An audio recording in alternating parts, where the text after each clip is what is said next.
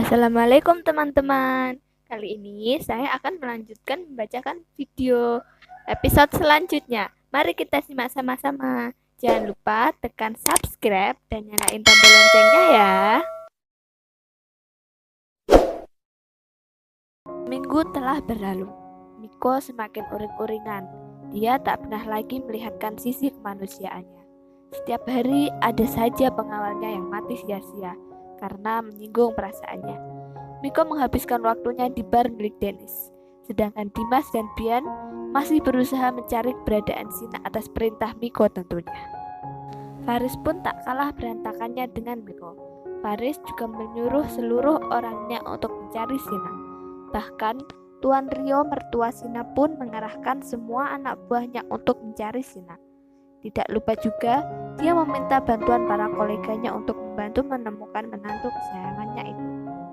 Boy, udah, jangan minum lagi. Ini bukan saatnya untuk lo kayak gini, ucap Dennis. Tanis, hidup gue udah hancur. Andai saja gue gak ngelakuin itu semua sama Sina. Mungkin sekarang dia masih berada di sisi gue, Nis. Ini semua salah gue. Miko menyalahkan dirinya atas apa yang terjadi saat ini. Dennis menghela nafas panjang. Baru kali ini, dia melihat sisi lemah dari tuan muda sombong yang dia kenal. Bahkan, saat Sandra selingkuh atau mengalami kecelakaan, dia tidak sekacau ini. Tapi Boy, kalau lo terus kayak gini, kapan kita bisa menemukan Sina?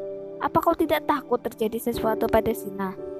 Ucapan Dennis menyadarkan Miko. Lo bener, Nis. Gue harus segera menemukan Sina sebelum banyak laki-laki yang mengejarnya. Astaga, dasar tuan muda bucin. Efek mabuk apa dasar bucin? Dianya bukan khawatir Sina kena musibah, lah malah khawatir Sina banyak yang rebutin. Bener-bener dah temen gue yang satu ini. Dennis menggelengkan kepalanya melihat Miko yang sudah mulai tak sadarkan diri. Di tempat lain, seminggu telah berlalu. Uang kas Sina sudah mulai habis. Stok makanannya pun sudah mulai habis. Dan beberapa hari ini, di sebelah apartemennya terdengar suara aneh setiap malam, seperti suara tembakan atau suara orang berkelahi. Tapi Sina tidak pernah keluar setelah kepergian Nina. Jadi dia tidak tahu apa yang terjadi di apartemen sebelahnya itu. Sina memutuskan untuk menjual cincinnya dan berangkat ke kota pagi-pagi. Karena Sina menyewa apartemen yang berada di pinggir kota, jadi jarak antar kota dan apartemennya lumayan jauh. Sina melakukan itu agar Miko tidak bisa melacak keberadaannya. Karena Sina ingat ucapan Bian, bahwa semua orang yang bekerja dengan Miko adalah orang terpilih. Semua bisa bela diri dan juga merentas. Jadi Sina sangat berhati-hati. Sina sudah siap.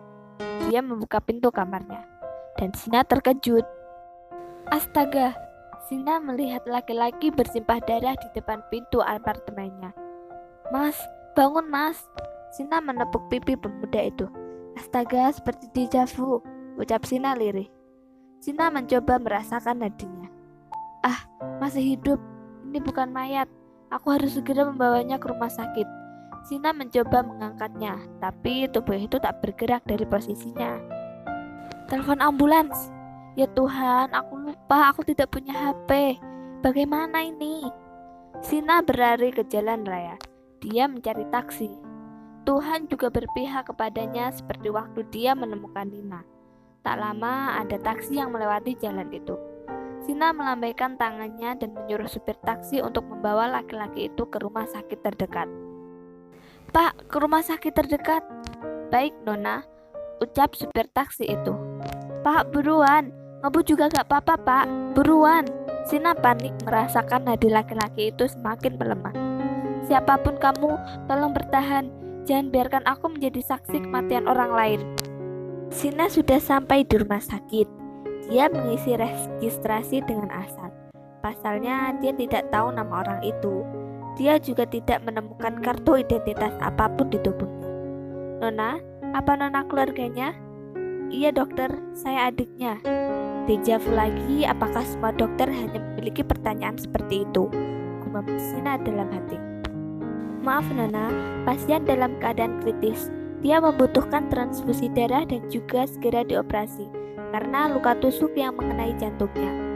Baik dokter, lakukan semua prosedurnya. Tapi Nona, biaya tidak sedikit, ucap dokter itu yang melihat penampilan Sina seperti anak SMA biasa. Tidak apa dokter, lakukan saja prosedurnya. Saya akan tanda tangan berkasnya. Dalam 2 jam saya akan membawa uangnya. Memang berapa banyak ya dokter biaya yang diperlukan? Ucap Sina sembari mengelus teguknya. 150 juta Nona. Hah? Bukannya hanya luka tusuk dok? Bahkan 3 luka tembak biayanya hanya 75 juta. Ucap Sina pelan. Maaf Nona, jika Nona keberatan, kamu tidak akan memaksakan untuk operasi. Ucap dokter itu sedikit tidak enak. Maaf dok, lakukan saja prosedurnya.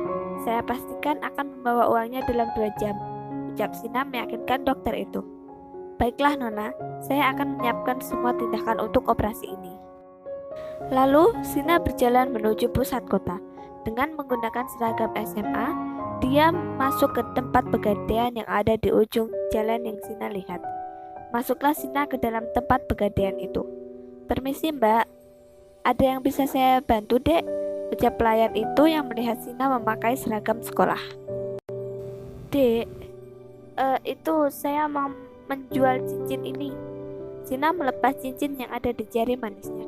Sebentar, saya cek keaslian berliannya ya dek. Baik mbak. Pelayan itu masuk dan memanggil bosnya. Terlihat wanita cantik berumur 40 tahunan, memegang cincin Sina. Dek, kamu yakin ingin menjualnya? Menatap Sina dari atas sampai bawah. Pasti anak orang kaya yang kabur, gumam wanita itu. Iya tante, berapa uang yang bisa saya dapat ya tante? Ini kamu hanya mendapat 150 juta dek. Astaga, mentang-mentang aku kayak anak kecil, aku mau dibohongi. Aku beli aja harganya 300 juta. Masa iya cuma dikasih 150 juta? Gumam Sina dalam hati. Gimana dek, jadi dijual? Kalau segitu aku jual ke tempat lain aja tante. Tante tambahin deh 200 juta ya. Soalnya ini kan gak ada suratnya. Sayang, ucap tante itu merayu. Baiklah tante, aku ambil. Lumayan masih sisa 50 juta. Gumam Sina. Sina berjalan menelusuri jalan di pusat kota itu. Sina tidak tahu di situ banyak CCTV yang merekam dia. Lebih baik aku ke rumah sakit dulu, baru aku belanja buat kebutuhan aku sehari-hari. Kasihan juga laki-laki itu jika operasinya ditunda karena aku belum membayarkan uang administrasinya. Ucap Sina. Sampainya di rumah sakit, Sina membayarkan uang administrasinya. Selang 6 jam setelah operasi, Nona, bangun, kakak Anda sudah bangun, ucap suster yang membangunkan Sina. Iya sus. Sina berjalan masuk ke ruangan laki-laki itu. Didekatinya laki setengah sadar itu. Apa kau baik-baik saja? Ucap Sina. Apa aku terlihat baik-baik saja menurutmu? Ucapnya dingin. Ini orang ditanya baik-baik malah nyolot. Gerutu Sina. Aku haus, ambilkan aku minum. Menunjuk air putih yang berada di meja kecil di sampingnya. Sabar Sina, berbuat baik jangan setengah-setengah, gumam Sina dalam hati. Siapa namamu? Namaku Sina. Kalau namamu? Namaku Sen, Tuan Sen. Ucapnya tegas. Astaga, ini orang kalau gak habis operasi udah aku cedotin kepalanya. Tuan muda tak tahu terima kasih, ucap Sina lirih.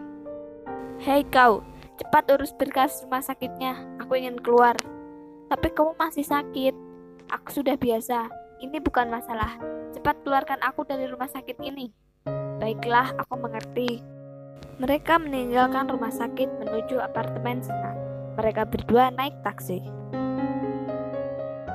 Terima kasih teman-teman sudah menonton video ini. Jangan lupa like, comment, share, and subscribe karena akan ada video baru setiap harinya. See you next time. Dadah.